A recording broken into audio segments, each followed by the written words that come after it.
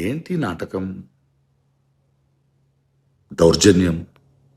Arrest చేశారు, court bail ఇచ్చింది. మళ్ళీ ఇంకో కేసులో అరెస్ట్ చేశారు, కోర్టు బెయిల్ ఇచ్చింది. మళ్ళీ అరెస్ట్ చేశారు, మళ్ళీ కోర్టు బెయిల్ ఇచ్చింది. ఇప్పుడు మళ్ళీ అరెస్ట్ చేశారు.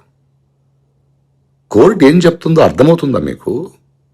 మీరు పెడుతున్నది తప్పుడు కేసులు, అరెస్ట్ చేయకూడదు అని చెప్తోంది. వినరా? ఇదేనా ప్రజాస్వామ్యం? ప్రజల కోసం మీరు ఇందుకే వచ్చారా? ఏంటి కక్ష సాధింపు?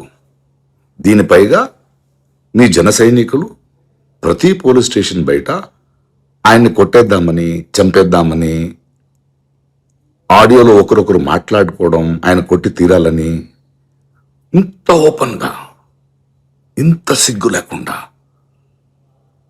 ఇంత అహంకారమా?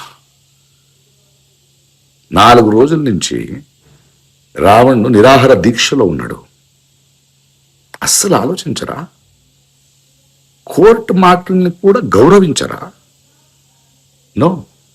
పవన్ కళ్యాణ్ గారు, చంద్రబాబు నాయుడు గారు, ఆంధ్ర పోలీస్, ఆంధ్ర ప్రభుత్వం, ప్లీజ్, దేశం మొత్తం చూస్తుంది. తప్పు తప్పు తప్పు తప్పు. ఏంటి నాటకం?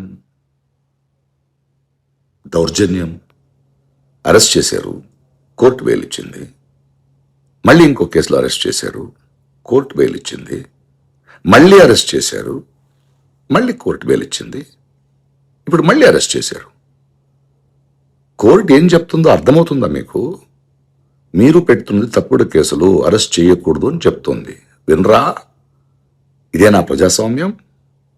ప్రజల కోసం మీరు ఇందుకే వచ్చారా? ఏంటి కక్ష సాధింపు?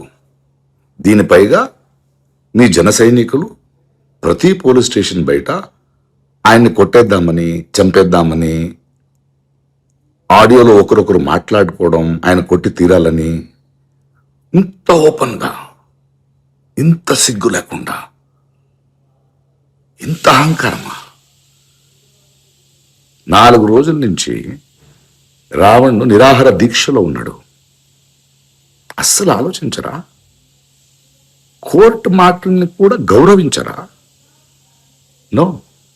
పవన్ కళ్యాణ్ గారు, చంద్రబాబు నాయుడు గారు, ఆంధ్ర పోలీస్, ఆంధ్ర ప్రభుత్వం, ప్లీజ్, దేశం మొత్తం చూస్తుంది.